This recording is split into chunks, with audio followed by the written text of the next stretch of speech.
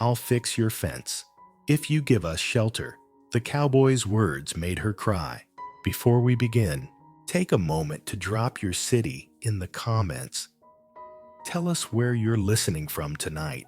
And once the story is over, don't forget to rate it from 0 to 10. Now, lean back, close your eyes, and let's ride into the story. The wind howled across the empty prairie, rattling the loose boards of a cabin that had seen too many winters. Inside, Jonas sat alone by the weak glow of an oil lamp, the silence pressing heavy as the desert night. Outside, the storm clawed at the walls, rain striking like fists of glass, wind shrieking like the ghosts of the frontier. Then it came 3 knocks, slow, desperate, a sound that didn't belong to the storm. Jonas rose, boots scraping the wooden floor, the weight of his revolver cold against his side. When the door creaked open, lightning split the sky, revealing a young woman, soaked to the bone, clutching a small boy against her chest. Her voice broke through the roar of the wind, trembling, pleading, "Please, just a roof over our heads." And in that instant, the loneliness of a cowboy met the fragility of the lost. And the storm outside was no match for the storm about to rise within. The western frontier, 1873. A small town lay hushed in the desert, where the iron cry of the railroad faded into far-off mountains. The main street was little more than a scar of wagon ruts, a saloon with a broken sign swaying in the wind, and a few flickering lamps fighting against the dust. Here, law was thinner than a horse's reins, and folks learned to trust a man's eyes more than his words. Jonas Keller, 40 years old, a weathered cowboy, rode his tired horse back to the old ranch. His boots, heavy with desert dust, thudded on the porch steps. A wide-brimmed hat shaded half his face, carved hard by sun and wind. People in town still whispered about him, how he lived outside the circle of trust. A man broken by violence, a man who once had a wife and a child, both taken from him in a single bloody night. Since then, Jonas had chosen silence, guarding the fragile remnants of his soul. In the lonely cabin at the edge of the plains, the oil lamp's glow flickered across a face both stern and weary. Outside, rain slanted wild, and the wind rose like the voices of wandering spirits. Then a knock, 3 times, soft but urgent. Jonas stood, hand brushing the revolver grip in the reflex of a man too long hunted by shadows. He opened the door. The lamplight spilled across the figure of a young woman drenched, her hair clinging in wet strands, her face pale with exhaustion. At her side, a small boy pressed close, eyes wide with fear, yet still carrying a faint spark of hope. Her voice trembled as she whispered, "Please, sir, just a roof to shelter us." Jonas studied her for a long moment, the silence stretching, the storm filling the spaces between heartbeats. Then, in a voice rough and low, he spoke not pity, not rejection, but something rare in a land so merciless. A bargain, a fair trade between 2 abandoned souls. "I'll fix your fence if you give us shelter." The woman Mara clutched her brother tighter, and in that fragile second, tears slipped from her eyes, not from weakness, but from the weight of a kindness she thought no longer existed. For the first time in many days of running, she had found something that felt like justice. In a land where law often came from the barrel of a gun, sometimes a simple sentence could build a home. If you were in the cowboy's boots, would you have opened that door? Let me know in the comments below. Part 1. The Stranger in the Night. The fire in the stove burned low, shadows flickering across the faded wooden walls. Jonas's cabin had long grown used to silence, but tonight, 2 fragile breaths stirred the air, making the place feel different. Mara sat hunched on a wooden chair near the hearth, her dress clinging heavy and wet, her cold hands still wrapped protectively around her little brother's shoulders. Eli pressed close against her, wide-eyed, taking in every corner of this unfamiliar refuge. Jonas stood apart, his back against the doorway, his eyes as dark as the storm outside. He didn't speak, didn't step closer. The floorboards groaned beneath his boots as he shifted his weight, his gaze measuring the strangers as if weighing how long they might stay. Mara felt the weight of that silence, the judgment in it. Her heart trembled like a defendant before a stern judge. Eli, though, was different. Children rarely grasped the full weight of grown-up fears. He only knew there was fire here, warmth, the smell of smoke and bread, a light softer than the rain-lashed dark outside. He tilted his face toward his sister and whispered, just for her, "Will he send us away?" Her throat tightened. She had no answer. All she could do was hold him tighter, praying this man would not cast them back into the storm. And then Jonas turned, his face caught in the glow of firelight as he let out a long, heavy sigh. It wasn't the sigh of rejection. It was the sound of an old wound breaking open, reminded that the presence of others could still touch what he had tried so long to bury. The air grew thick with unease, yet within that heaviness, something faint took root, not in words, not in kindness, but in the shared truth that all three of them were bone tired of being alone. Outside, rain hammered the roof, wind whistling through the cracks like the cries of distant wolves. Inside, only the crackle of firewood and Mara's hurried heartbeat filled the silence. Her wet hair clung to her cheeks, dripping onto the threadbare fabric of her dress. Eli's breath slowed as he drifted into sleep, warm and steady against her chest. Jonas moved at last. He stepped toward the fire, each footfall heavy as a verdict. He knelt, pushed another log into the flames. The fire leapt higher, casting his face in sharper relief, angular, weathered, eyes hollowed by shadow. Yet behind that darkness lingered something quieter, a warmth he had locked away. Mara caught her breath without meaning to. No one spoke, but in the silence, something passed between them. In Jonas's eyes, she glimpsed not hatred, but loss of fracture in stone. Jonas's hand flexed at his side, tight as if his chest had seized, for in the boy's sleeping face, he saw another, his own son, once curled up on the same old chair, once wrapped in the same kind of fire-lit peace, just a flicker of memory. And then it was gone. Jonas's eyes hardened again. He rose, turning from Mara's gaze, but she had seen it, and in that fleeting softness, she found a fragile seed of hope. The man before her, though harsh, still had a heart. The fire snapped and spat, illuminating three souls, strangers, wary, yet bound now by the same roof on a storm-beaten night. Time crawled in the cabin. The old clock on the wall ticked with a hoarse voice. Each sound stretched thin like a lifetime of waiting. Mara's gaze wandered, resting on a small photograph propped on the shelf. The image had faded with years, but she could still see clearly a young woman smiling gently, a boy of 4 at her side. Her chest tightened. She knew this had been Jonas's family, a family that was no more. A shiver ran through her. Why did fate always circle back to loss? Jonas noticed her eyes on the photograph. His jaw tightened. His voice came low, sharp, final. "Don't ask about them." Mara startled, bowing her head, clutching Eli close. She had never meant to ask, but the weight of his warning told her enough. The wound ran deeper than any words could reach. Silence fell again, heavy as the mist rolling off the plains. Yet within it, something shifted. Mara no longer saw only coldness in him. She saw a man crushed beneath grief. And Jonas, though he said nothing, sensed her gaze carried no judgment. only understanding. For the first time in years, he felt no pity in another's eyes, no distance, only a mirror, showing back his own pain.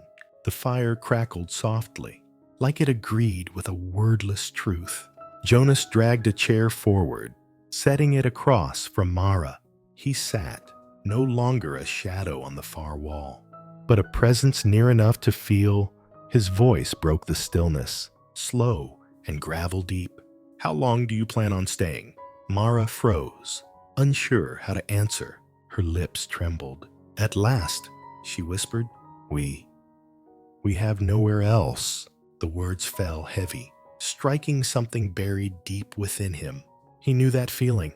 Cast out, abandoned by the world without mercy. Jonas leaned back, eyes fixed on the fire. He said nothing. Mara waited, braced for rejection, but silence was all that came. And in that silence, her tears slipped free, not loud, not pleading, just quiet drops sliding down her worn cheeks. Jonas didn't turn, but his scarred hands tightened on his knees. The memory of that night, his wife's cry, his child's last breath rose up in the sound of her muffled sobs. And he knew there were tears that need no comfort, only shelter, only fairness. Their shadows danced across the wall. One hardened man, one weary woman, one innocent child, all sharing a roof for the first time. The storm eased outside. Rain softened to a steady drip along the eaves. Eli stirred, then sank deeper into slumber, his small face lit with innocence in the glow of the flames. Mara brushed his hair from his brow, her heart a little lighter. Jonas rose without a word. He opened the cupboard, pulled out an old blanket, and stepped forward, gently. He draped it over Mara's shoulders. She startled, lifting her eyes. For a breath, their gazes met hers, blurred with tears. His shadowed with exhaustion. No words passed, yet the space between them no longer felt so wide. He returned to his chair, thumb grazing the brim of his hat out of habit.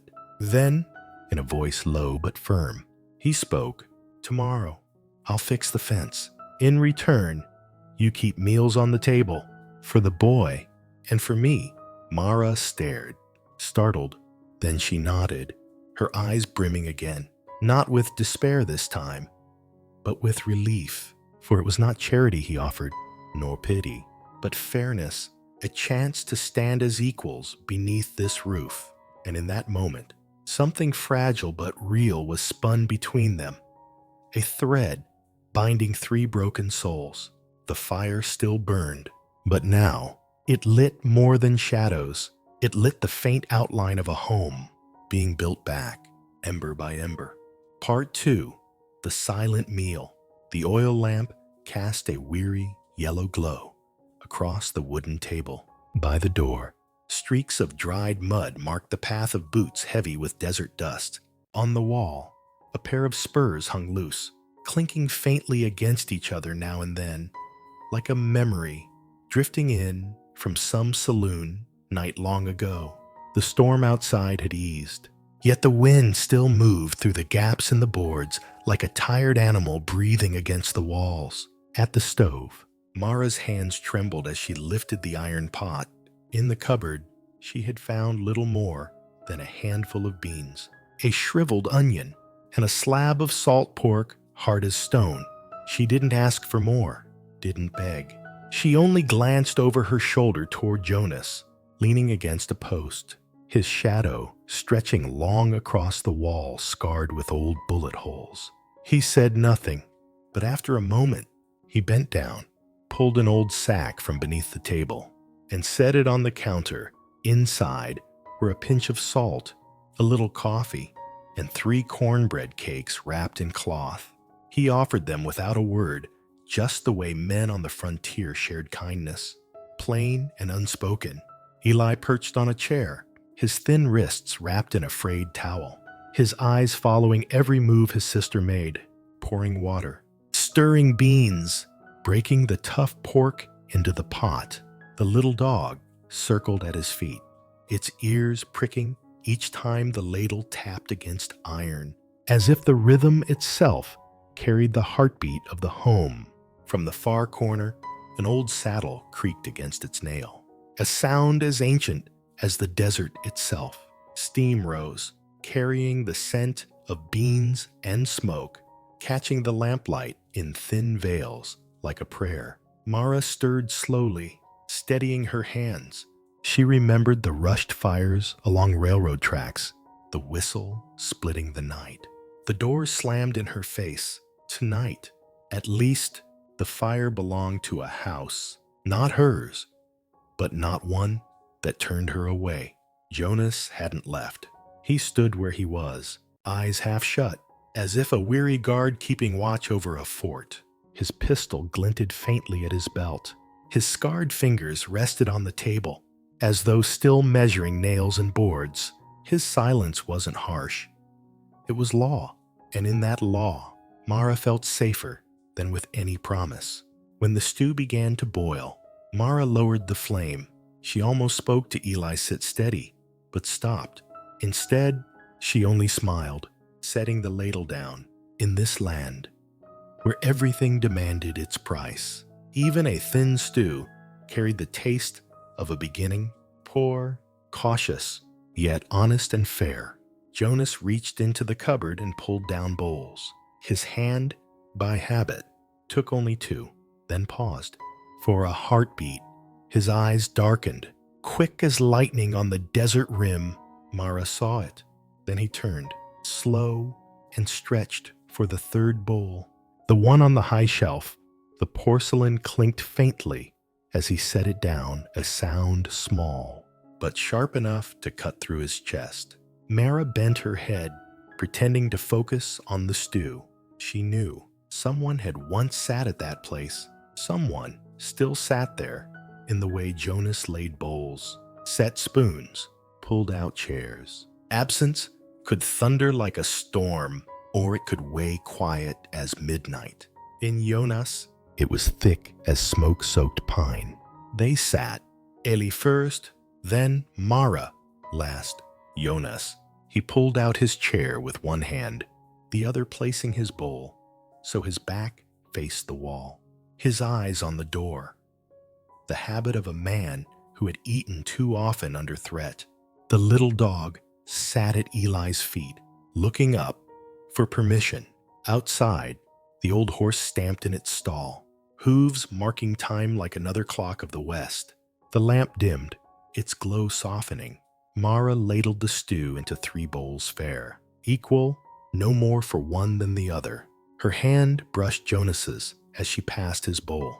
He neither pulled away nor stiffened. The first touch in a house long used to objects instead of people. No one spoke. Spoons tapped gently against crockery. Eli, trying to act grown, took small, careful bites until one sip scalded his tongue. He winced, set the spoon down, and blew across the steam. Mara smiled, but the smile slipped away almost as quickly, as though afraid of making sound. Jonas didn't look up, but his shoulders eased just a fraction. On the table ran an old crack across the grain, mended with a strip of wire. The break hadn't vanished, but the joint held stronger than before. Mara set her bowl over it, felt the warmth seep through, and thought she heard the wood itself let out a sigh. Through the cracked window came the sound of rain thinning to mist. From far away, the whistle of a train cut across the night, its cry a reminder that rails could carry a soul away. But just as often, they tore families apart. Mara looked at Eli, then at Jonas, and in that moment, she knew the 3 bowls on this table had already accepted one another, not through words, but through warmth. Jonas unwrapped the cornbread. The steam was gone, but the scent lingered cornmeal and grease, stubborn as desert grass. He broke the first piece, his hand hesitating, as though expecting a smaller hand to reach across the table. The moment passed, vanishing like a figure slipping from the porch into shadow. Eli's eyes fixed on the thickest piece, the one baked golden. But he shifted instead toward the thin edge, as if restraining himself. Jonas's hand moved first. He placed the larger piece in the boy's bowl. No thanks. No words. Just a line of understanding drawn between scarred hands and a child's wide eyes. Mara swallowed hard, pushing her portion in half, sliding part toward Jonas. He returned it without comment, ladled extra stew into her bowl instead. Not pride, not charity, only fairness. Each received what was needed. The wind eased. The lamp burned steady. Eli bent over his bowl, eating quietly, careful not to seem greedy. The dog sniffed the cornbread, then laid its head on its paws, content to wait. Jonas broke his piece in two. Crumbs fell. He didn't stoop to gather them. He studied the split instead. The way cracks ran through bread, just as they did through fences.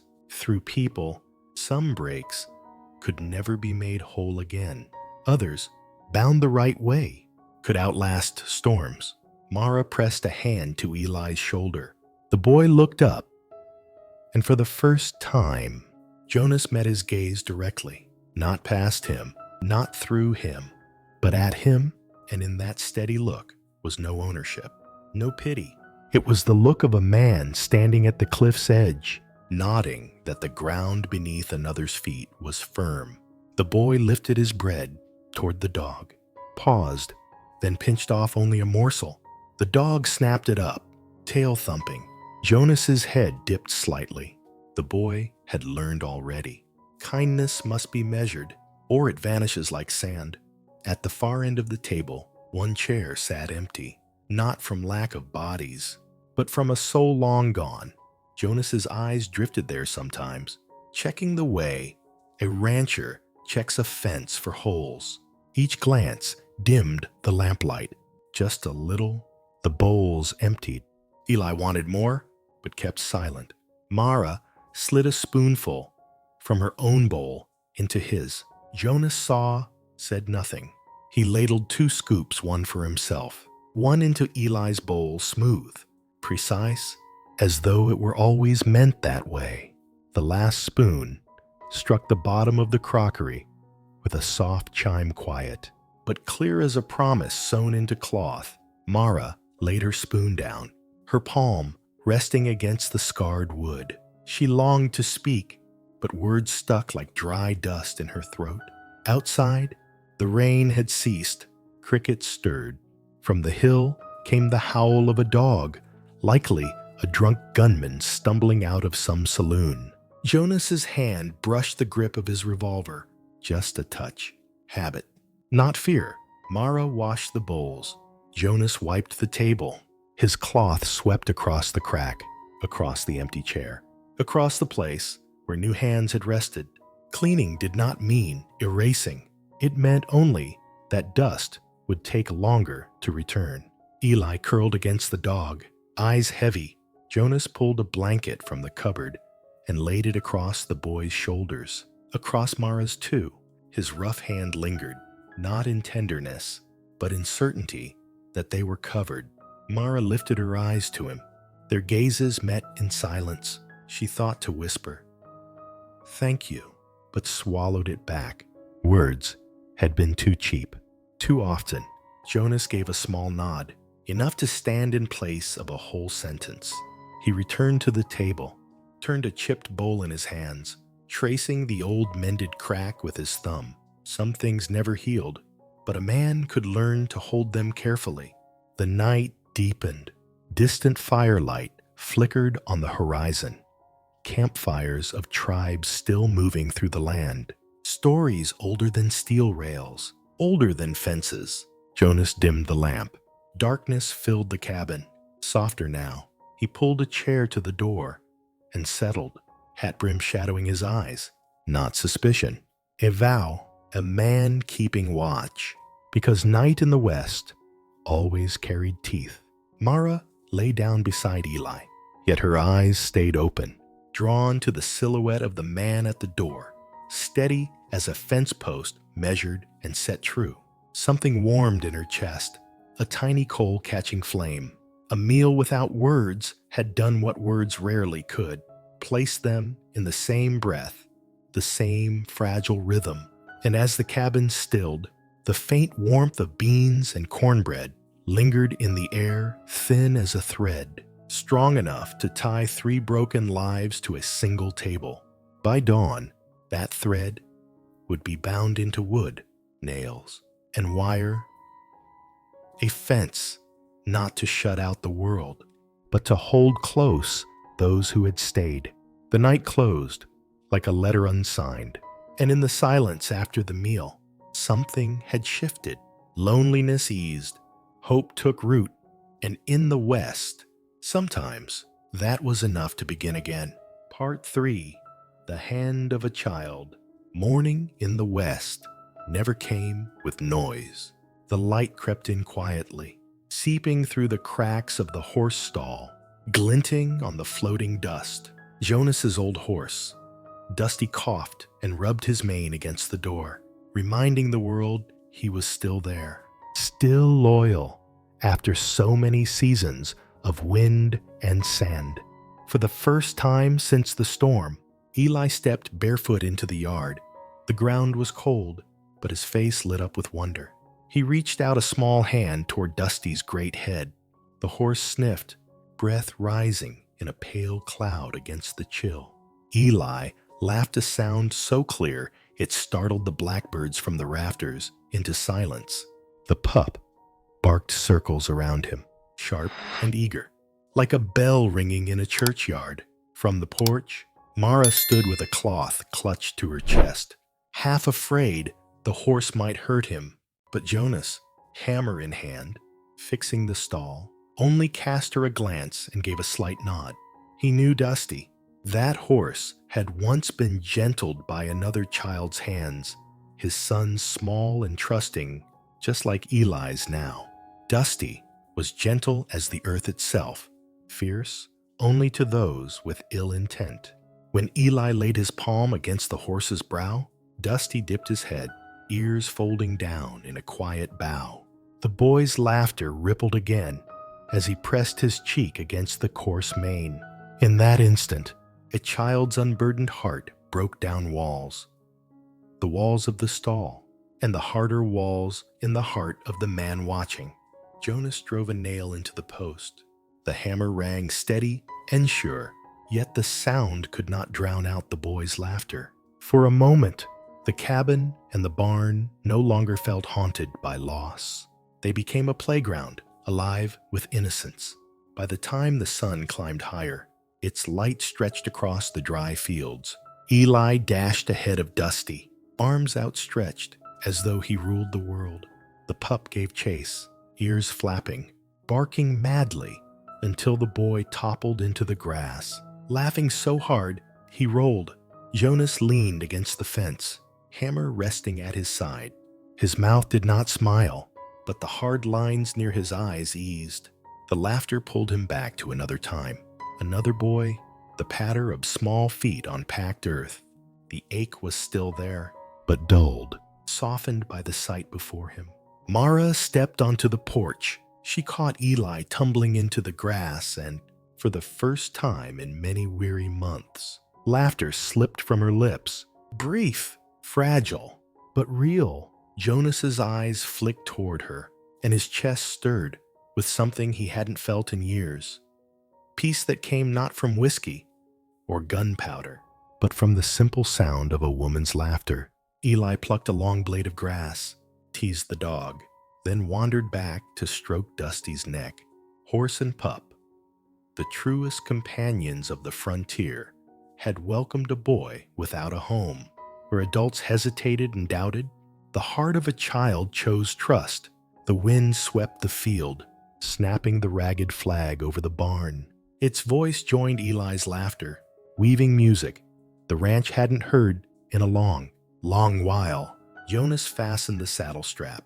Eli edged close, reaching out to the broad, scarred hand, his little palm, soft as new leaves, pressed against the hard. weathered skin. Jonas froze, caught between the present and a memory.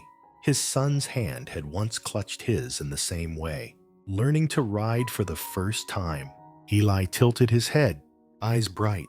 "Can I try?" Jonas said nothing. Mara hurried forward, alarm flashing in her eyes. "No, Eli, it's too dangerous." But Jonas was already lifting the boy, setting him on Dusty's back. His hands held the reins steady, one arm firm across Eli's waist. The old horse did not move, only sighed, as if he understood. The boy swayed and laughed, hair wild in the sunlight. Mara's breath caught, her body tense. But when she saw Jonas's strong hand holding her brother safe, something loosened inside her. For the first time, she felt true safety, not in locks or in fleeing, but in the quiet presence of a man. Jonas, in that moment, was no longer just a lone cowboy. He was a father once more. His eyes followed every motion of the child, steady, protective, yet warm. The wound in his chest throbbed still, but the boy's small hand had touched it and eased the pain. Eli shouted, his voice ringing over the grass. "Look at me." His joy carried across the land, filling the air like the echo of life return. Mara's eyes blurred with tears, not from fear this time, but from the sight of joy reborn. When Eli slid down from Dusty, he ran straight to her. Mara knelt, holding him close, the smell of sweat and hay clinging sweet on his skin. "Did you see, Mara? He likes me," Eli cried, glowing with pride. She laughed through her tears, smoothing his damp hair. Jonas stood by, hand resting on the saddle. His gaze met Mara's. In her eyes, he saw not just worry for her brother, but something else, a flicker of hope. Hope he had thought long gone. It burned in him, small, dangerous, but warm. He looked away quickly, burying the stir inside. For men of the West, feelings were hidden behind dust, steel, and silence.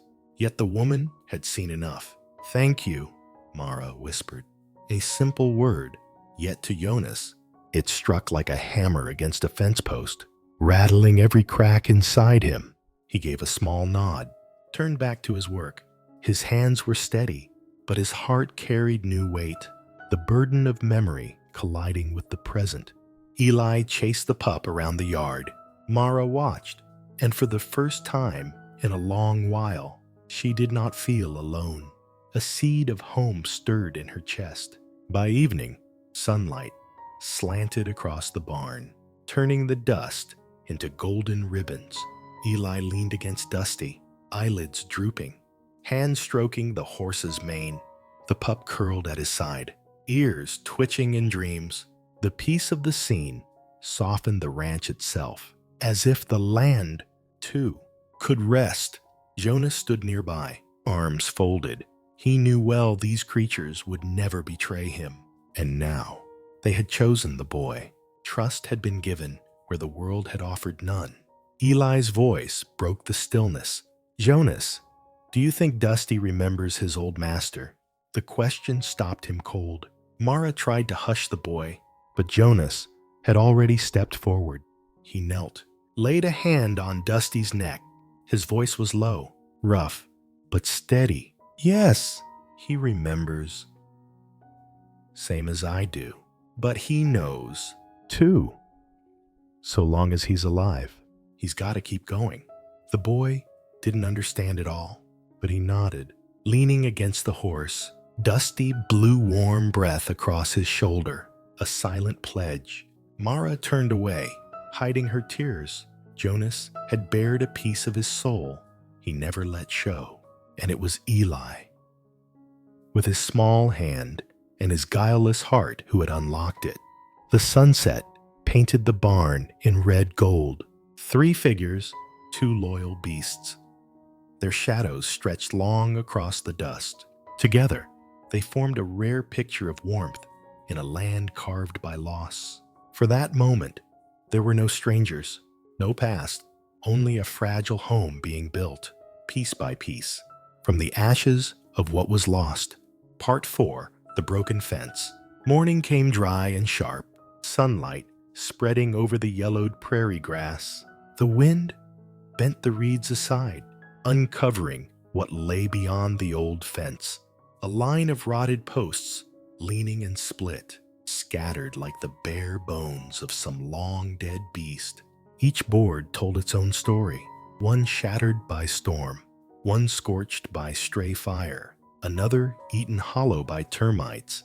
Jonas stood still, eyes hard on the sagging line. To him, it wasn't just wood. It was a mirror of his own life, broken, patched, rebuilt, only to be torn apart again. From the porch, Mara watched, the wind tossing her hair. She sensed the weight of it, but dared not speak. Eli was different. The boy darted among the fallen posts, scooped up a rusted nail, held it high. Jonas, can this one still work? Jonas turned it in his hand, then tossed it down. Rust eats it clean through. A broken nail won't hold anything. His voice was rough, but not angry. He bent, lifted a post, his shoulders straining. The wood struck the earth with a hollow thud, echoing like a heartbeat in the chest of someone who had lost too much. Mara saw the cords in his hands, but he made no sound of complaint. The wind pulled red dust across the field. In that moment, Eli pressed his small hand to another fallen post, straining to lift. It barely budged. Dust puffed up, and the boy laughed, sweat rolling down his cheek. I can help too. Jonas turned. For a long second, he searched the boy's eyes, bright, unbroken. Then the corner of his mouth eased. He laid his broad hand over the small one. All right, we'll lift together. And for the first time, that broken timber rose not by the strength of one solitary cowboy, but with the help of a child's hand eager to share the burden. The sound of the West wasn't only wind and hooves anymore. Today, it carried the ring of a hammer striking wood, echoing across the open land. Each blow Jonas struck seemed to drive back memory, to prove that something, maybe even a life, could be built again. Eli stood close, clutching a sack of new nails, handing them up one by one. Each time he looked up, smiling, and in those clear eyes, Jonas caught a light that broke through his storm cloud heart. On the porch, Mara stitched a torn cloth, but her gaze never left the fence line. She saw the sweat on Jonas's brow, the dirt on Eli's hands, the quiet bond forming in the dust. Fear loosened inside her, giving way to something else, trust. Jonas raised his hammer for the 10th nail. His hand froze. A memory rushed back, the laughter of a son, a boy's cry. Bah, let me try. The ache in his chest cut deep. His grip trembled. Eli looked up, puzzled, then reached out with both tiny fingers. Here? Let me hold the nail. The words, so simple, struck like medicine. Jonas nodded. The boy steadied the nail. Jonas drove it home with a clean strike. The sound of iron biting wood rang true, and Eli laughed aloud. Jonas lowered his gaze. In that laughter was innocence, the very thing he thought forever lost. This wasn't just a fence. It was his heartbeat, nailed back into rhythm. Mara turned away, brushing her cheek. She understood now. This fence wasn't only to turn away wolves or wind. It was a new boundary between loneliness past and the fragile trust taking root. By afternoon, the sun burned hotter.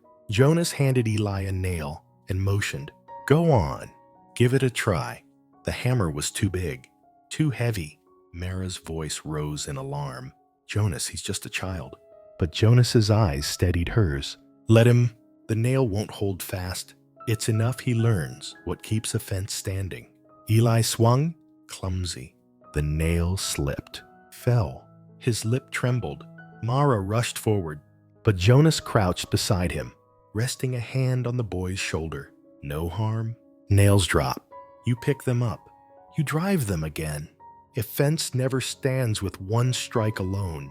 The boy lifted his eyes, wet but steady. Jonas guided his hand, both gripping the hammer. Together, they drove the nail straight. The sound rang sharp, strong, like a note in perfect tune. Eli's face broke into a grin. His laughter scattered across the field. Mara's chest swelled. Jonas wasn't only teaching him to hammer wood, he was teaching him that failure was never the end, only the start of strength. And in that instant, the distance between them closed not just by hands, but by hearts. The heat bore down, sweat streaked Jonas's back. He straightened, took a deep breath, and passed the water canteen to Eli. The boy sipped, then handed it back without finishing. Jonas blinked, surprised. The child had left enough for another. He wiped his brow, glanced to the porch. Mara's eyes met his, not only worry now, but faith, as if to say, I trust you to keep him safe. They worked on. Jonas hefted posts. Eli steadied rope, each movement clumsy but earnest. Dust clung to their hair and clothes, yet they pressed on. Breaths, falling into the same rhythm.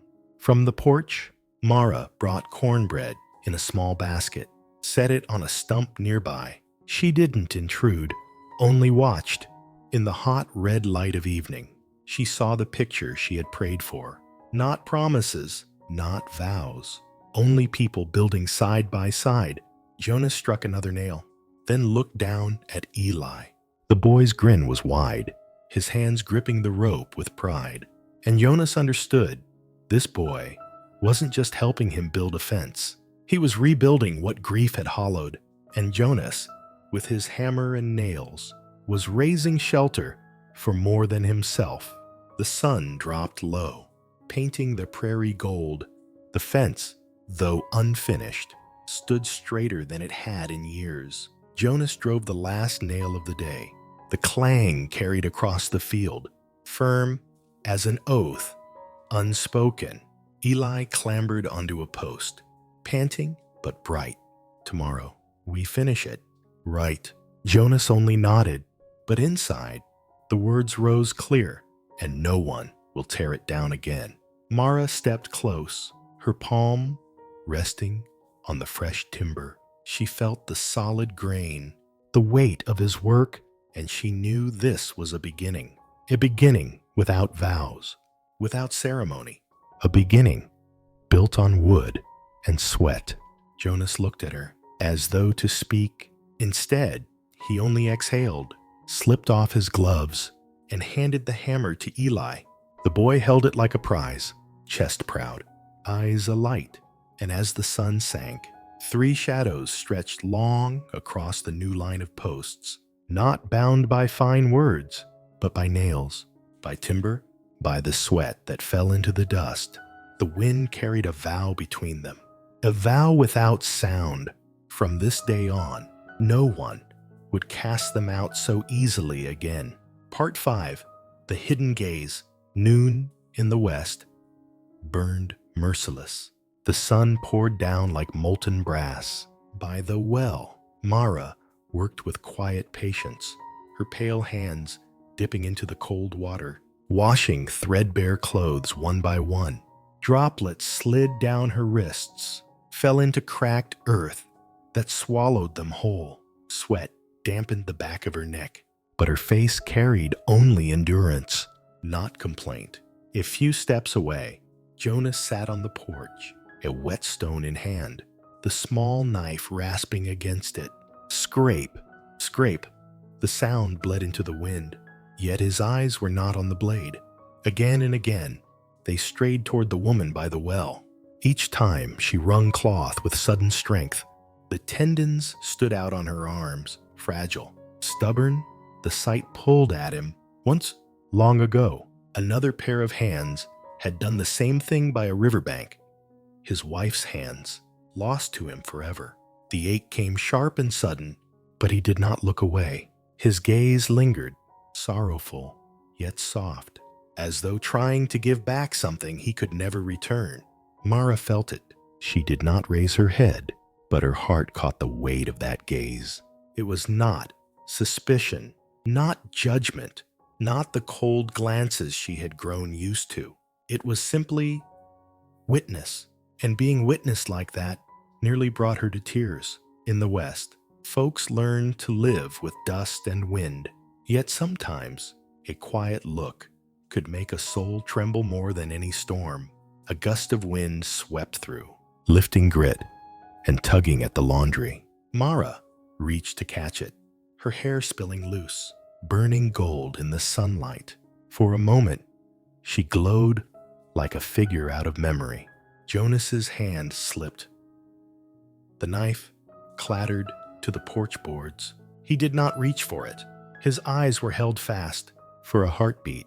Mara was his past, his wife waving once more in the last light of day. But no, this woman was here, alive, flesh and blood, weary yet unbroken.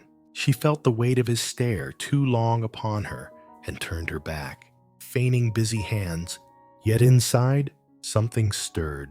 For years, she had known only the cruel, dismissive eyes of those who pushed her aside. This gaze was different, heavy with sorrow, but gentle enough to trust. Jonas bent at last, picked up the knife, returned to his work, but the stone no longer rang steady. The rhythm stuttered, harsh and uneven, like the beat of his chest. He scolded himself, "Don't look. Don't let anyone in." But the eyes disobeyed, straying once more toward the well. Light and shadow, past and present, they crossed on the faces of both, and where they met, old wounds brushed against each other, leaving tremors behind. Mara finished, wrung the last shirt dry, hung it, then sat back on the earth. She cupped water to her face. The cold stung her skin, but could not wash away the weight of memory. She remembered the road, the slammed doors, being called a burden, each memory cut like steel. Jonas watched. He saw her shoulders shiver, her head bowed, and the image flared his wife, that final night, clutching their child, crying herself hollow at the thought of no safe place left. He had failed them. That night, blood had painted the floor. Pain knifed through him. He wanted to rise, to go to her, but his boots rooted still. A cowboy's training was silence. To bury hurt in dust and whiskey, yet his eyes betrayed him. Following every motion of her hands, Mara lifted her face and met his gaze. Neither turned away. Between them, in the space of a breath, two wounds recognized each other. No words passed. None were needed. It was enough to know. Both had lost. Both were still standing. Both were still searching for a way to carry on. The well's trickle sounded like a hymn, small, unyielding, eternal. And in that moment, Mara felt it. The man's eyes did not just carry grief. They offered recognition. They told her, "You have the right to exist here." By afternoon, she gathered the clean clothes, sat on the porch, sewing torn seams. Her hands shook faintly as the needle moved, but each stitch was steady, binding cloth the way she longed to bind her life. Jonas busied himself at the fence, adjusting posts, but his eyes strayed, quiet, toward her bent figure. Each prick of the needle echoed in his chest like a knock at a locked door. He remembered nights when his wife had sat the same way, sewing by lamplight. He had never told her he was grateful. Now, there was only emptiness where gratitude should have been. Mara felt the weight of his eyes. She raised her head just as Jonas looked away too quickly, hammering down hard as if to disguise it. Yet the clumsiness of the gesture betrayed him. She knew he was watching, and for the first time in years, warmth crept through her ribs. No one had looked at her like that in a long time. Not with hunger, not with scorn, but simply as a human being worth seeing. Eli's laughter rang across the yard, the pup barking, Dusty grazing in peace. Their sounds filled the silence, weaving a thread between the man and the woman who never touched, never spoke, yet were quietly stitching something new. something fragile, but real. Evening came, the sky burning red over the prairie. The fresh fence cast long shadows across the yard. Mara hung the last shirt. She turned and found Jonas leaning against a post, his face half lost in shade, but his eyes lit with a quiet flame. Her heart struck hard. He said nothing, only looked. His gaze sad yet soft, strong yet weary, and in it she no longer felt cast adrift. Jonas, in her eyes, saw the same truth, that he was no longer alone. They stood a few yards apart, the distance filled with wind. The cloth on the line whipped against Mara's face. Jonas tipped his hat, a gesture of respect, an unspoken admission. Tears welled in Mara's eyes. She turned, hiding them in the motion of her hands, but her heart shook. Tonight, when the fire burned again, they would sit at the same table, and that gaze, kept silent, kept hidden, had already carved its mark deeper than any words. In this land, where guns spoke louder than love, sometimes all it took was a look to begin the healing. Part 6. Rumors of the town. Evening settled, and the town stirred awake to the off-key clatter of May's piano spilling from her saloon. The doors swung loose in the wind. Spurs clinked against worn planks, and the air carried its familiar perfume corn liquor, wet leather, and smoke. At the bar, men leaned heavy against the wall, their voices spilling without much prodding. Word is Jonas Keller's place out on the edge has got strangers. Hank Bodie, the loudest cowhand in the territory, spun his glass, voice sharp as dry corn popping. Dragged along a boy, too. Woman showing up in a storm. Don't that just smell like trouble? In the corner, two blacksmiths grunted, half in agreement. May wiped the bar clean, her eyes sharp as a blade. Storm or no storm, strangers need a roof, same as any of us. Her voice fell quiet beneath the crackle of dry laughter. The door banged open. Jonas stepped through hat brim low, coat streaked with trail dust, boots stamping old mud across the floor. He didn't look at a soul. He went straight to the bar. May only nodded, poured him black coffee instead of whiskey. The spoon rang faint against the cup. The saloon hushed for a breath, then filled again with whispers, quiet, but barbed. Jonas, Hank drawled. We hear your place ain't so empty anymore. Jonas didn't answer. He lifted the cup, steam fogging his breath. His face gave nothing, only his eyes shifted, slow, toward the window, out where wagons rolled past. The season's first herd being driven toward rail. Another man blew smoke. Women like her got a way of tangling a man's head. May slammed a bottle hard on the counter. Hank, your tongue's ruined more than your hammer ever fixed. The laughter dried quick. Hank straightened, pushing back.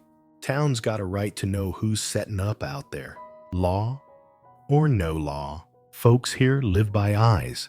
And these Wild West stories usually start with a woman, end with bullets. Jonas set the cup down. The sound was dull, heavy, like a nail striking wood. He laid a few coins on the bar and rose without a word. Spurs jingled twice against the boards as he stepped out. The whispers followed him like arrows not piercing his coat, but stinging against the old scars beneath. The general store smelled of flour and kerosene. Sacks of sugar stood tall as walls. Rolls of wire coiled like snakes, nails stacked in wooden bins. Jonas's shadow filled the narrow aisle. Old Pritchard peered over his spectacles. North fence still down. Yeah. Need wire. 3-inch nails, salt, cornmeal, and a salve for saddle sores. The old man's gaze drifted to the window, where men had gathered in knots, their talk running like dry grass fire. Heard you've got company. Jonas didn't answer. His fingers traced the teeth of a saw hanging on the wall, like touching a memory. Town's like tinder. Son, Pritchard said. One spark. It all goes, then don't light it. Jonas's voice was even. Pritchard faltered, sighed, and gathered the order. His pencil hovered over the ledger. Jonas, I still carry your old debt.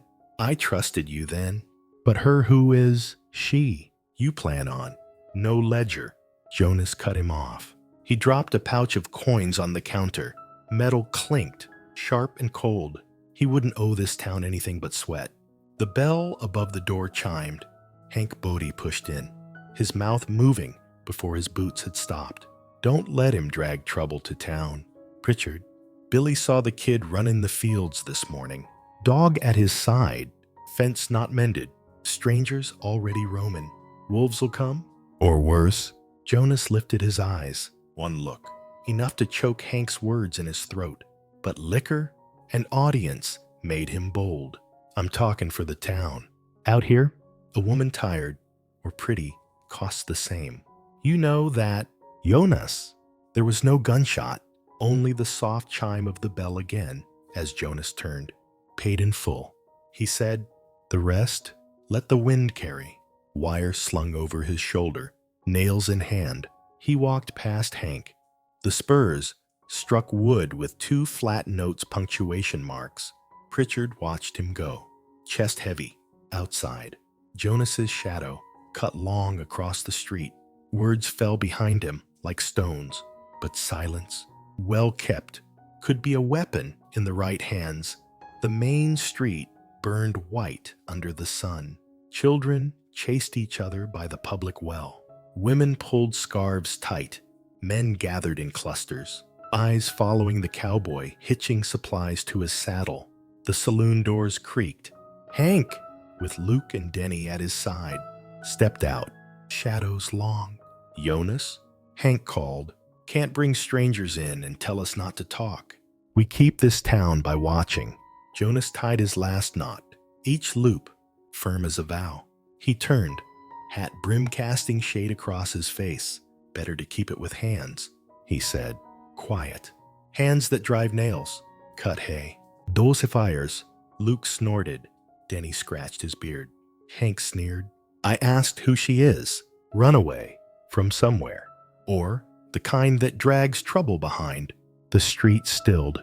From far off, a train whistle wailed lonely. Dust rose in a circle. Spinning, Jonas didn't draw. He only lifted one scarred hand from the saddle horn.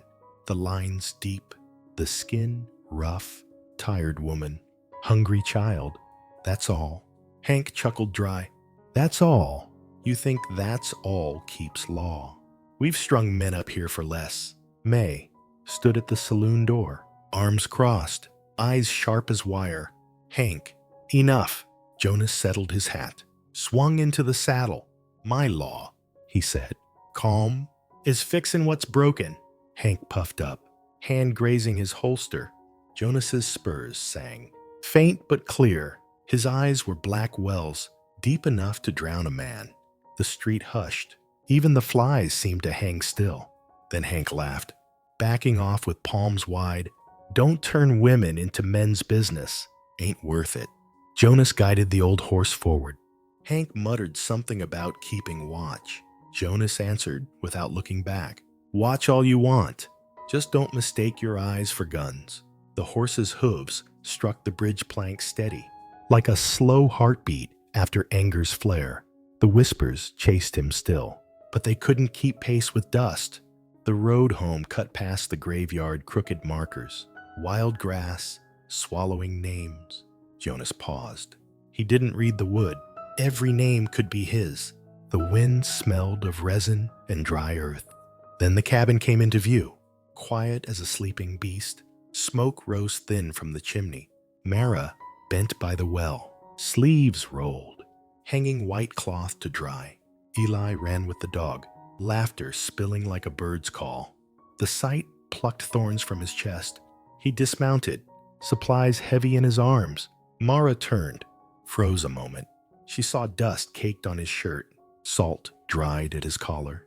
Her voice slipped out low. Shy, you... All right, fine. His reply was short, but his eyes lingered on her face longer than a breath. He laid down the wire, nails, cornmeal, north fence tomorrow. She nodded, then dropped her voice. Did the town say anything? He looked out toward the horizon, where dust still swirled. Wind said enough. She understood. Her gaze fell to his hands, fresh scrapes layered on old. She didn't thank him, didn't pity him. She only carried the goods inside, set a cup of water ready on the table. Jonas stayed on the porch, eyes scanning the fence line as though watching unseen watchtowers. Eli barreled up, clutching his leg. Jonas, can I use the hammer again tomorrow? Jonas ruffled his hair, gave a small nod. A flicker touched his mouth, faint as smoke and wind. Dusk found him at the fence, sitting on a new post, back against the sunset, eyes fixed on the house. He drank nothing, smoked nothing. He simply sat, sentinel, inside. Firelight flickered against the rafters. Eli lay curled on the bench, the pup at his feet. Mara stirred stew, pausing when she noticed him still at the doorway. Come in, it's hot yet. He entered, set his hat on the peg. Spurs chimed once, soft. He washed the trail dust from his hands. Mara ladled bowls, dividing equal. No words, no need. Their bargain was already sealed when the first fence post rose. The smell of beans and bone broth filled the room. They ate slow. The clink of spoons was the same as that first night, but lighter now, less like stone dragging in the chest. Mara lifted her eyes. Will they come again? Jonas studied the fire. They will. Wind don't tire. She pressed her lips together. Gaze steady. If they ask me who I am, what do I say? Jonas laid his spoon down. His voice was low, solid as iron on wood. You're in this house. The words struck the table like a nail driven clean. No papers, no lawmen. In a land where law was brittle as straw, sometimes one sentence built a wall strong enough. Mara's shoulders eased. She bowed her head. Tears threatened, but she saved them for harvest. For harder days, Jonas tucked Eli's cloth higher under his chin. A small motion with no name. A dog barked far away. Grass bowed in the wind. Jonas rose, checked the latch, laid his revolver heavy on the sill. Not a boast. Just there, he looked at Mara, said nothing. The fire spoke for him. I'm here. If the storm comes, I'll stand first. She nodded once. The town's whispers shrank to dust. The house, small though it was, held wide enough shelter. The night closed like a lid on a pot, keeping the warmth in. Tomorrow, there would be nails and wire again, not just binding wood to earth, but binding trust, rising from the ashes of rumor. And in the West, some battles were fought without guns, by one man walking through a crowd and leaving in silence. Part 7. A coat in the night. Night had fallen.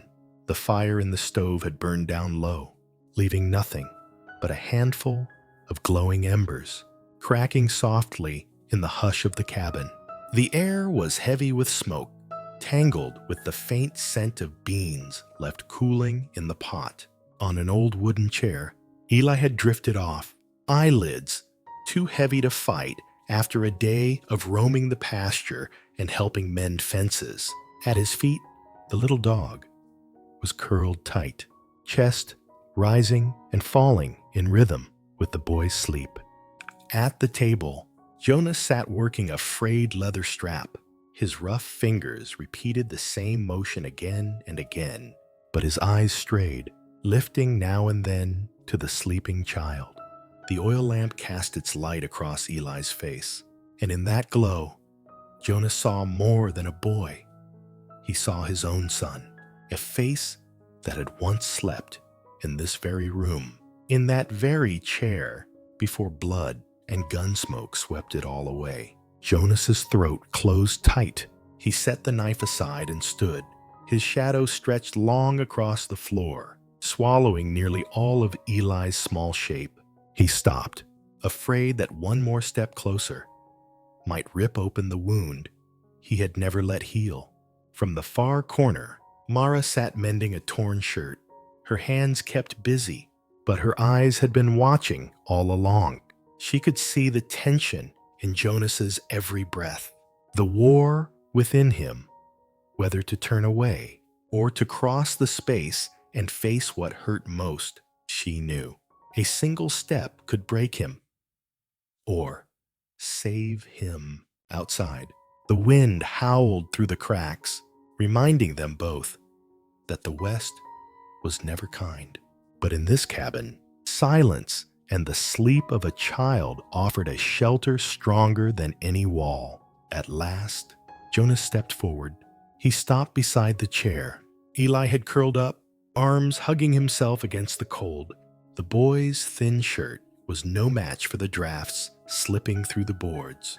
Jonas eased down beside him, unfastened his heavy coat, and with careful, almost trembling hands, draped it over the boy's shoulders. The smell of leather, old smoke, and the sweat of a working man settled over Eli. The boy stirred, whispered in his dreams. "Pa." The word struck like a knife. Jonas froze, hand clutching the coat. His chest tightened as his mind conjured the memory of another child his own, who had once been wrapped in this same warmth on a winter night, who had once whispered the same word with a breath full of life. That child was gone forever. Jonas's grip hardened on the coat. His breath heaved out, ragged, carrying years of grief with it. His eyes burned, but he did not cry. Cowboys rarely shed tears. They let sweat, blood, and scars speak for them instead. Across the room, Mara's needle slipped from her hand. She watched his broad back tremble in silence, saw the way he bowed his head, as though he had just stumbled upon something he thought was lost. Tears filled her eyes, not from pity, but from touching a tenderness buried too deep. That coat was more than warmth. It was an admission. Some things were still worth protecting, still worth loving, even after losing everything. Mara's heart ached. In her years of drifting, she had met every kind of man, the cruel, the selfish, the hungry. But here, in this moment, she saw something rare. A man pouring his whole past and present into one quiet gesture. The lamp lit half of Jonas's face in gold, the other half in shadow. One side hard as the cowboy he had become, the other bleeding from wounds that never closed. Mara longed to rise, to speak, but she knew any word would shatter the fragile miracle before her. So she stayed still and let her eyes carry what her lips could not. Jonas lifted his head and caught her gaze. Their eyes held, steady across the room. In his, Mara saw the truth. He was no unbreakable cowboy, but a man who longed for forgiveness. And in hers, Jonas read a simple answer. She understood. She would not judge. She would not turn away. In the West, where gunfire usually spoke the final word, two pairs of eyes now spoke in silence, and out of it, something unnamed was woven. A thread of fire, a shadow's softness, the first stitch of a bond. Jonas leaned back, eyes never leaving Eli. Memories clawed at him the night he lost his family. The blaze, the shots, the cries smothered in chaos. Those ghosts lingered. But tonight, with a boy wrapped in his coat, those memories changed shape. They no longer burned only in blood and ash. They carried a spark of warmth. Mara moved closer, careful not to break the quiet. She tugged an old blanket higher over Eli, smoothing the coat Jonas had laid. Her fingers brushed his hand for an instant. He flinched, but her gaze held him steady. In it was no pity, only the reminder that he wasn't alone. Jonas drew a long breath, and for the first time in years, his hands stopped shaking. Outside, the wind rattled the leaves. Inside, only Eli's soft breathing and the creak of wood beneath the weight of two grown souls filled the air. And there, among old scars, something new took root, a small, stubborn shoot of trust. a hunger to belong again. Even in silence, the western night was still. Insects droned over the dry fields. Jonas sat, coat wrapped around the boy, while Mara put away her thread and needle. They spoke no words, yet the silence was no longer heavy. It was like a wordless song, where every breath, every glance carried its note. Jonas rose at last, dropped another log on the fire.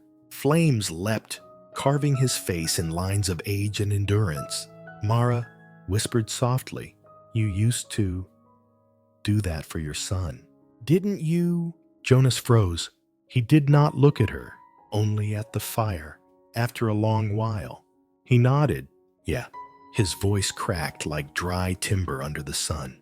Mara asked nothing more. She rested her hand on the table, waiting. When he finally turned back, their eyes met. There was no pity, there only the quiet sharing of a burden, and that made it lighter. He sat again, pulled a small knife from his pocket, and began whittling a piece of wood. Chips fell to the floor with each careful stroke. Mara watched, realizing he was carving the shape of a small horse like Dusty, a toy. She swallowed hard, knowing this was both memory and gift. A piece of himself offered to Eli. The fire burned steady, the wind moaned, and in that cabin, 3 lives shared one space. A boy asleep in peace, a cowboy laying his coat, and a woman witnessing the tender truth beneath his silence. Jonas leaned back, coat still snug around Eli. He closed his eyes not to sleep, but to stand guard. Across from him, Mara thought quietly, maybe, for the first time in years, none of us will feel cold tonight. Part 8. The Second Supper. Evening settled slow across the dry prairie. The last sunlight slipped through the window, laying a thin stripe of gold on the scarred wooden table where an old crack had long ago been stitched tight with a strip of copper wire. Mara steadied the table leg, then circled a clean cloth over its surface, slow and careful, as though smoothing out a wrinkled memory. On the stove, a pot of stew, simmered white beans swollen with broth, a split marrow bone, a handful of sage leaves picked by the well, and just the right pinch of salt. The smell drifted through the cabin, tangled with smoke, clinging to walls that had known too long the reek of gunpowder and loneliness.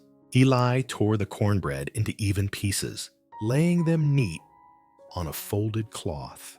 The pup sat poised, tail thumping in small rhythms, eyes locked on the crumbs. Out on the porch came the creak of leather, the steady beat of hooves. Jonas returning from the north edge, shoulders dusted red, shirt darkened by dried sweat. He said nothing. He hung his hat on a nail, peeled off his gloves, and washed at the basin. The water clouded, carrying away a piece of the day's sun and soil. Mara added a final dash of salt, stirred the pot in wide circles. Last night, she had dreamed of a meal where no one kept a hand near a weapon, where spoons weren't held like knives.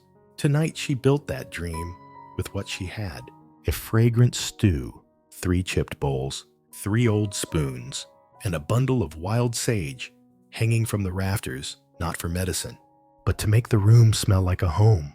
Jonas sat, not directly across, but at an angle, the way a man keeps watch. His eyes touched the window once, then rested on the pot. Eli dragged his chair close, setting his bowl square on the table's scar. Like a ritual he'd learned from their first meal together, Mara served, Eli first, then Jonas, lastly herself, through the rising steam. Their faces blurred, then sharpened again, closer now. In the glow, outside, the wind shifted cool.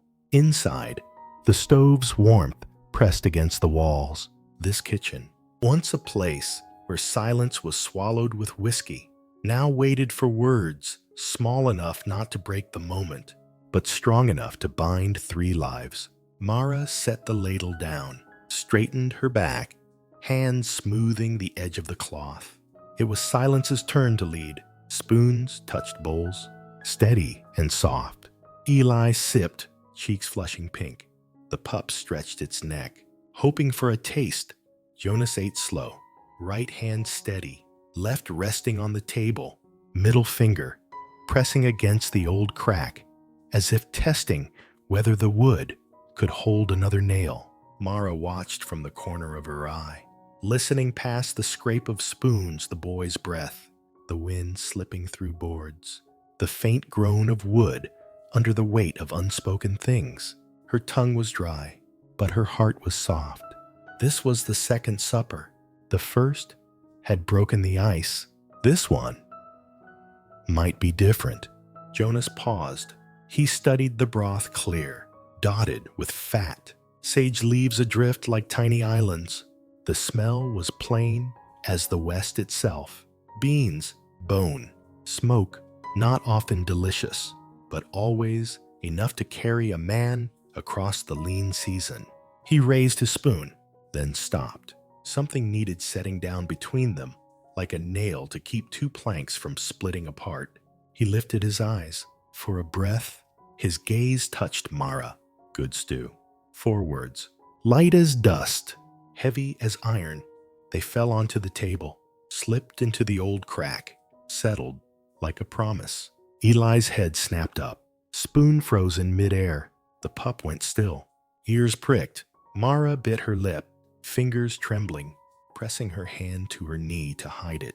She had heard grand words before promises, lies, even lashes disguised as speech. But these 4 words burned her throat warm, not for the stew, but for the mercy in their measure.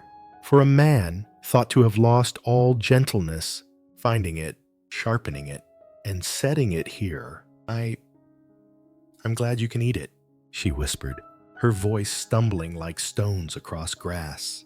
Jonas nodded once, said no more, but the corner of his mouth curved just faintly, the curve of an old fishing hook hanging in the rafters, rusted but not broken. Eli broke the hush with a slurp. I like it too, he declared, as if afraid the stew itself might feel slighted without its praise. And just like that, laughter rippled across the table, not loud enough to spill outside, just enough to lift the walls by a single degree. In a land of hammers and gunfire, sometimes a small word built the strongest wall.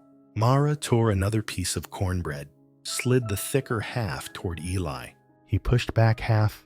Trying to play the man, Jonas marked his piece with the tip of his knife, dividing it clean as if measured. He pushed the golden crust toward Mara, the part he had once saved for a child now gone. Keep it, she murmured. Take it, he said, voice low, final. That was his way of bargaining. Western men gave with action, not words. Eli reached into his pocket, pulled a bundle wrapped in cloth. The wooden horse Jonas had carved last night. He set it down, square on the table's scar. I named him Little Dusty, the boy said proudly. He can stand here, keep the crack from breaking wider. Mara stared at the toy rough cuts, a mane of short strokes. In it, she saw Jonas, measured, tough, yet soft enough to shape a gift. Tears welled again, gentle this time. Jonas set his thumb on the horse's back, pressing it firm. Stand here, he told Eli, but also himself. Don't fall. Eli nodded, puffing his breath as if to breathe life into the wood. They ate on, this time, spoon steady. Mara ladled more stew for Jonas. Hand firm, a little more sage, she asked. Jonas studied the bowl, then looked up. Enough. That one word carried more than flavor. Enough warmth, enough trust, enough nearness. Night dropped outside. The lamp inside burned brighter by contrast. The wind still slipped through, but the steam rose heavier, blanketing their 3 faces. The pup licked its lips, then placed its head gently on Jonas's boot. He stilled, glanced down at the honest brown eyes, then left his foot in place, bearing the small weight. In this land, many men died for trusting wrong. Tonight, frail hearts trusted, right? Mara chuckled softly, broke off a sliver of bread, dropped it to the pup. It swallowed fast, lifted its head in thanks. Jonas didn't scold. He only turned the spoon in his hand, listening to porcelain scrape metal like a tune long missing. A song of the living. Half the meal passed. Eli propped his chin on the table, grinning at his belly's rumble. Mara gathered the crumbs like seed. Jonas leaned back, eyes on the fire's red glow. At length, he spoke rare. For him to start anything, before, he said low, the one who cooked here used more sage. Mara froze. Few words, deep wound. She waited for him to turn away, but Jonas did not. His gaze stayed on the fire, as if speaking to the stove, but his words reached her whole. She said it smelled like rain on grass. He stopped there. No names, no doors slammed open, just enough. Mara ladled, paused midway. I smell that too, she said gently. And it makes me feel we're still here. Jonas nodded short, sharp, just enough to admit. His hand brushed the bowl's rim, tested its glaze. Yeah, he murmured. Still here. Ellie broke in, bouncing. Can I hammer nails again tomorrow? The pup barked at the sudden leap. Jonas glanced at the porch habit of measuring the wind before answering. Yes, he said. Half a day. The other half, you learn knots. What kind of knots? The kind that don't come loose. They all laughed. It sounded like a joke, but wasn't. In the West, things that held fast reins. Knots. Promises were rare and precious. Mara poured the last of the stew. Her hand was steady now, but one drop spilled over the rim. Jonas didn't notice the drop. He noticed her hand, less trembling than before. Steady, he said, and no one could tell if he meant the ladle, her stitching, or her heart. Mara bowed her head, smiling to herself. Clouds gathered outside. A distant train whistle slipped thin into the night. Inside, the stove flared, as if in agreement. Not all Wild West tales end in gunfire. Sometimes they end with 4 small words and a nod. The bowls emptied. Mara stacked the spoons, sent Eli with the wash basin to the porch. The pup patrolled the steps like a toy soldier. Jonas lifted the pot, set it on a brick, to cool, neither yielding all the work, nor claiming it all. He did his part, as promised, with wood, nails, and wire. On the table, the wooden horse stood firm across the old crack. Jonas picked it up, shaved one more stroke into its mane. Let him grow a bit, he said. Eli's eyes shone. Will he run? In here. He'll run, Jonas answered, a rare spark of humor. Out there, let the real horse do it. Mara laughed, a sound like water striking stone. She dried the bowls, shoulders looser, neck unbowed. The second supper had done what wind, rain, and weariness could not. Eased the armor wrapped around her heart.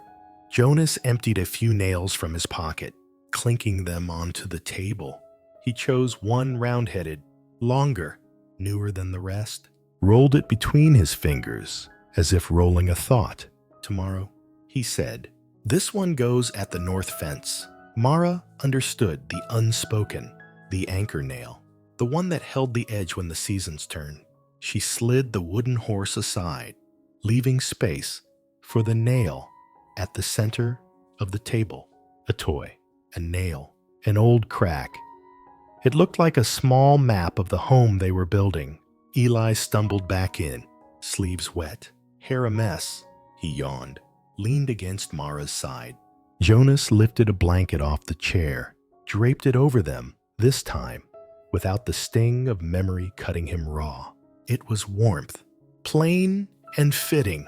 The prairie wind swept even across the graveyard hill. Coyotes called, reminding the land to keep watch. Jonas set his rifle by the door, not in threat, but in readiness. He checked the latch, listened to wood meet wood, iron meet Iron! Small sounds that promised tonight's silence was safety, not abandonment. Before lowering the lamp, Jonas stood behind the chair, eyes passing over Mara's hair, down to Eli's resting face. He spoke again. Second time, in one night, was enough. Really as good? Mara turned, smiled deep, not wide. Thank you for saying that. Jonas pulled the wick low. The last light pooled on the table, glinting off the nail like a small star. Steam still clung faint in the air, spinning a thread of warmth from stove to door, from door to the north fence, from fence back to the old crack.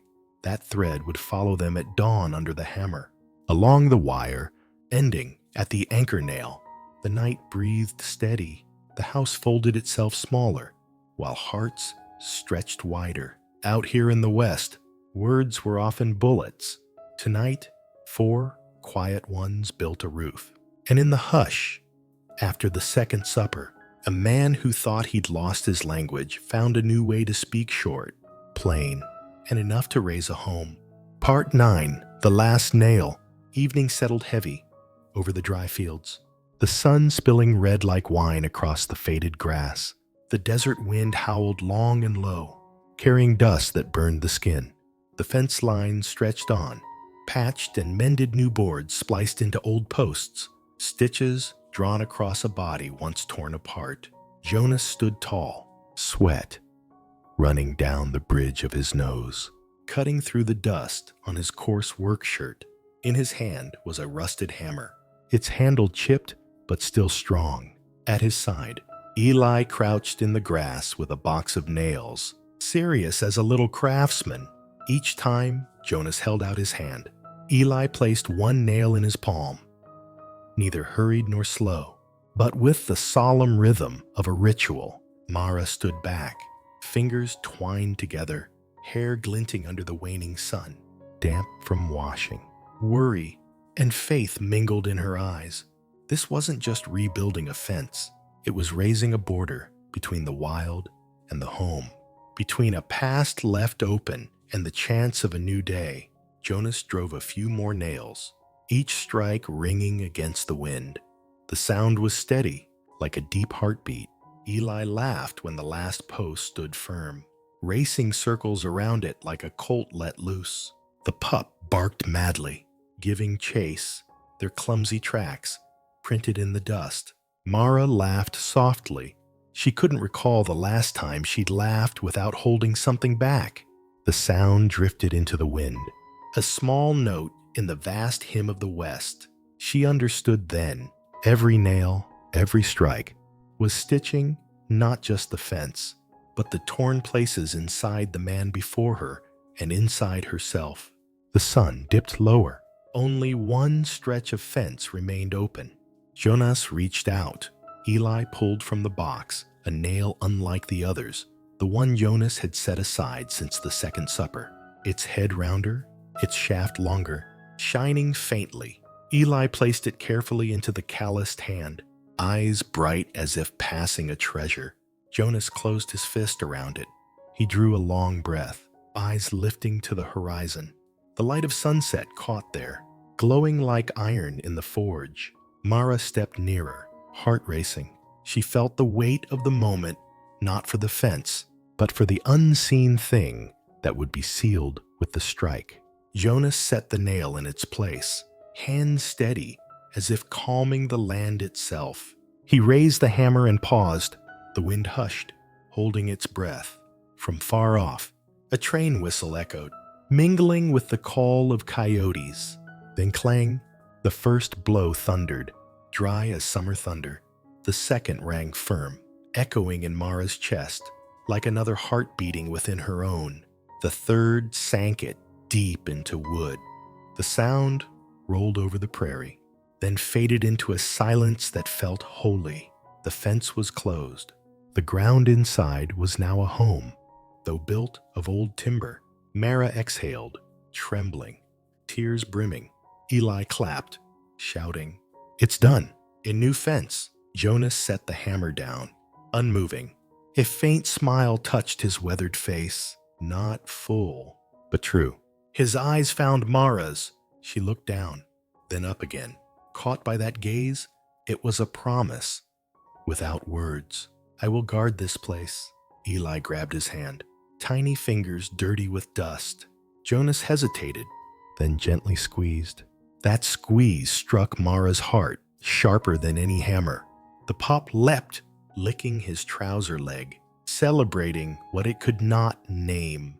Mara stepped close, palm resting on the wood. She felt the new strength beneath her hand. Though the old scars remained, she whispered, almost to herself, even mended, the cracks still show. Jonas heard. He bent slightly, eyes on the ground. Cracks don't disappear. They just learn how to stand.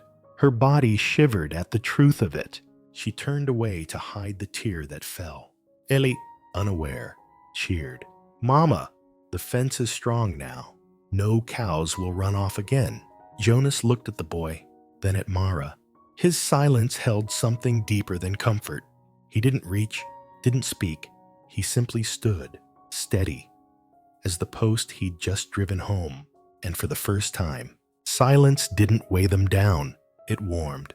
The last rays spilled through the slats, laying long bands of light across the earth. 3 shadows stretched together, overlapping, like parts of one shape. Mara knew then, perhaps, just perhaps, they were becoming a home. From town, folk could see Jonas working the fence. They were used to a man apart, closed off, needing no one. But tonight, in the red of sunset, they saw him with a woman and a child beside him. The picture raised questions, different from the tavern talk of nights before. Jonas knew there'd be whispers. He no longer cared. The hammer had fallen. The nail was set. This fence guarded more than wind or wolves. It guarded against the voices outside. Mara thought of judgment, of scars left by others' words. But turning back to see Jonas and Eli together, she felt strength to step past it. A home didn't need the town's approval, only the surety of the 3 within. A gust swept through, dust rising in a storm. The fence creaked, rattled, then held. The sound was answer enough. We will not fall. Sunset burned out, the horizon glowing like spent coals. Jonas hung the hammer on the post hook, brushed the dust from his hands, and stood still. The field, the fence, the cabin all belonged now to a new order. Eli dropped to the grass, hugging the pup. Jonas, he called. Our house is strong as a horse now, isn't it? Jonas crouched, laid a hand on his head, strong as the one who keeps it. Mara stepped beside them. Together, they looked out to the line of hills, where the last light faded. The wind tugged at Jonas's shirt. He narrowed his eyes, speaking low, enough for Mara to hear. As long as this last nail holds, the fence won't fall. She raised her eyes to his. She knew he meant more than wood and iron. He meant himself, his presence, his duty, his vow unspoken. Her vision blurred, her throat tight. Jonas spun the hammer once, listening to the ring, then drove it into the dirt, upright, a period at the end of the day. Above them, the first star glimmered. Eli pointed, shouting, "Look, the first star." The pup barked, the sound bouncing off the sturdy fence. 3 figures, 1 tall, 2 small, stood against the fence they had built. No oath spoken, no papers signed. Only one sound remained, echoing in memory, the final strike of iron into wood. And that sound, in the hard country of the West, was a promise. I will protect. Part 10. A gentle voice. That evening, the sunset lingered longer than usual, as though the sky itself wished to witness the change unfolding in a lonely house at the edge of the prairie. Mara stood beside the fence newly mended, fingers twisting into her dress, her eyes wet with unshed tears. The red light brushed her face, sharpening the wear of all the days spent running, all the nights soaked in rain. And yet, beyond the fear that had shadowed her so long, something else flickered there now. Fragile trust. like a green shoot daring to rise in the desert. Jonas stood near, silent, still the cowboy he had always been, wide-brimmed hat shading a weathered face, hands rough with the scent of iron and pine. But his silence was no longer a wall of stone against the world. It was the pause of a man learning once more how to trust, how to open after loss had carved itself too deep into him. Eli held the pup tight, eyes glowing like twin embers as he looked from Jonas to his mother. He couldn't know the weight of what hung between the grown folk, but with the clear instinct of a child, he sensed it. This moment mattered. The evening wind brushed Mara's hair, carrying the smell of dry grass and warm earth. She turned, her eyes glistening, searching Jonas's face. And then for the first time since she had knocked on his cabin door, he spoke. His voice was low, rough, yet softened, like cool water poured over a wound. Now, no one's going to drive you off. The words were plain, unpolished, no promises gilded, no future painted bright. But for Mara, they struck like the last nail hammered deep, anchoring her soul to the ground. Her tears fell, not with the salt of despair, but with the sweet strangeness of healing. Night fell fast, as it always did in the west, one breath still aflame. The next plunged into ink-black dark. Mara lit the lamp, yellow light spilling weakly across the room, showing every crack in the walls, every scratch in the table. And yet, tonight the house no longer felt empty. Jonas sat by the window, eyes on the prairie gone dark. Eli had curled into sleep, face resting on the pup, already nestled tight. Mara laid a blanket over them, her hand trembling as it brushed the rough but warming cloth. She turned, caught Jonas's gaze. For the first time, he didn't look away. Their eyes held, a silence long and deep enough that two lonely souls could hear each other's voice without a word. In his, Mara saw the scars of grief, still raw, but she saw too a glimmer, a light she never believed she'd see again. Jonas gave a small nod, as though admitting she was no longer a stranger seeking shelter, but something real. Mara swallowed hard, managed a frail smile. Around them, only the whisper of wind, the crackle of wood, and a silence that soothed instead of suffocating. It felt like a lullaby. After a supper of dry bread and thin broth, Mara washed the bowls at a little basin. Her hands, red and swollen from cold, moved steady, almost reverent, as if she'd belonged to this kitchen all along. Jonas leaned against the door, watching her back in the lamp's glow. The scars on her wrist caught his eye fine, pale lines that told of violence and suffering long endured. His chest tightened, not with pity, but with recognition. In her wounds, he saw his own, memory struck, the night his boy was taken from him. In fire and gunfire and meaningless screams, he had sworn then never to open his heart again. Yet, here he was, watching Mara bow over simple dishes and feeling the stone wall inside him begin to crack. "Do you regret?" Mara asked suddenly, voice soft as wind, slipping over the roof. Jonas stood quiet, long enough for the question to weigh. Then he answered, rough and short. "Regret ties a man down. I choose to keep walking." Water dripped from her fingers. Mara lifted her eyes, red-rimmed, but carrying a small new light. His words, though coarse, pressed against her wounds like a steady hand, easing them. Later, as night deepened and wind pressed harder at the walls, the fire held steady. Mara spread a blanket near the hearth. Eli curled peaceful, his breathing, even the kind of rest she hadn't seen in months. Tears slid down Mara's face, not for pain, but for the sight of her son at peace. Jonas stepped near, offered her his old coat. "Take it. Nights get colder." His voice still gravel, but no longer hard. Mara clutched it close, unable to speak. He sat across from her, firelight etching the hard lines of his face. bowed his head, murmured, almost to himself, "Now, no one's going to drive you off." Mara broke then, not with wailing, only a strangled sob, shoulders shaking.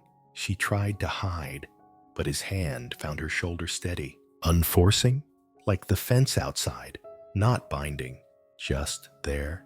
Their eyes met again, and this time, Mara's tears were not only for the past, but for the present, the moment she was seen, allowed to exist without pleading. Toward dawn, the wind eased. Mara leaned back against the wall, eyes half closed. Eli still slept soundly, steady as the new fence. Jonas stepped onto the porch, sat on the stoop, watching the first rim of light rise. From his pocket, he drew a scrap of wood, knife flicking in quiet rhythm. Shavings fell until the shape of a small sparrow emerged, something he had once carved for his boy, to tell little stories with. He paused, studied it, then smiled faintly. Mara joined him, coat around her shoulders. She stood, waiting, then sank beside him. Neither spoke. Together, they watched the dawn bloom gold across the prairie. No vows, no fine words, only the echo of the voice he had given her in the dark. "Now no one's gonna drive you off." And Mara knew pain might never vanish, but it could be held quiet in the arms of kindness. That evening, when the sun fell again, the ranch glowed red across the grass, as if sealing every wound of the land. The wind no longer wailed, as it had the night she first arrived, but sighed, gentle after storm. Eli played free across the yard, laughter so clear even the crows stilled to hear. Jonas stood under the porch, hands still stained with wood and resin. He watched the boy, and in that glow saw not the shadow of his lost son, but a gift returned a chance to love again. Mara sat near, her hair lifted in the breeze. She didn't watch the child or the sunset. She watched Jonas. In her eyes lived gratitude, hesitation, and a new trust breaking open. Jonas met that gaze, and in it, everything was said.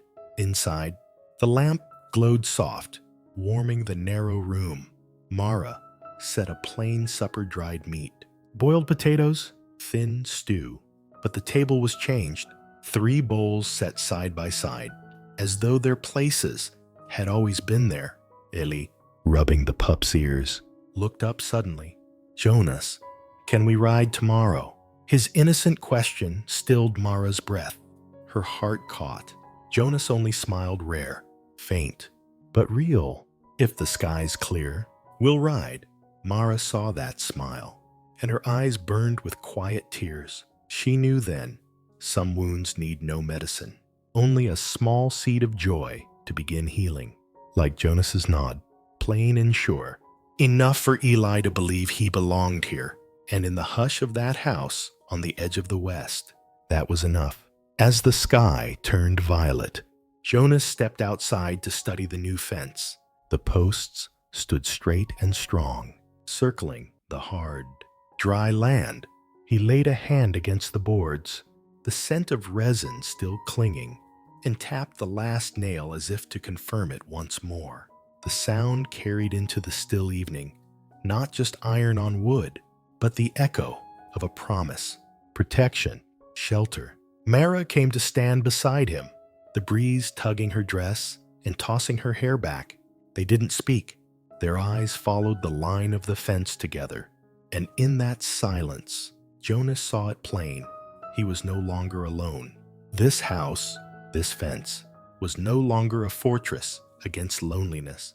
It had become something worth keeping, a home. From across the yard, Eli came running, wrapping his arms around his mother, then tugging Jonas's hand into his own. The fence seemed suddenly more than timber and nails. It was a bond, a line of wood and iron that tied 3 wandering souls into one family. Later, Mara sat by the well, rinsing clothes, water dripping into the earth. Jonas returned with an armful of firewood. He stopped, watching her framed in the fading light. This time, his gaze was not that of a wary stranger. It was the look of a man who knew he'd found something to hold on to. Mara glanced up, catching his eyes. Her face flushed, and she bent back to her work. Yet, in that brief moment, their souls touched not with words, not with gestures, but with the quiet gentleness of two wounded hearts meeting. And beneath that sunset, the old scars seemed to dry and fade in the warmth. Eli's laughter rang across the yard, the dog barking along, stitching a sacred thread into the evening. For Mara, it was the first time she did not dread the coming dark. For Jonas, it was the first time he wished the night would take its time, so this moment might last. When darkness finally came, the three of them sat together on the porch, gazing out across the moonlit prairie. Eli slept, his head on his mother's lap. The pup lay curled at their feet. Jonas sat close, his rough hand resting on the wood beside him, as if to pin this moment in place. Mara lifted her head, gave him a long look. No words were needed. In their eyes passed the understanding. From this night forward, this porch was no mere shelter. It was a home. The day's last light had faded, but it carried no loneliness with it. Instead, it opened a new chapter where the forsaken found justice, not in a verdict, but in a fence, a cabin, and a heart willing to open. Sometimes justice isn't a sentence. It's a porch opened wide to those who wander. Do you believe that even a fence can be a promise of home? Share your thoughts below. And if this story touched your heart, give it a score from 0 to 10. And don't forget to follow so you won't miss the next journey down the trail.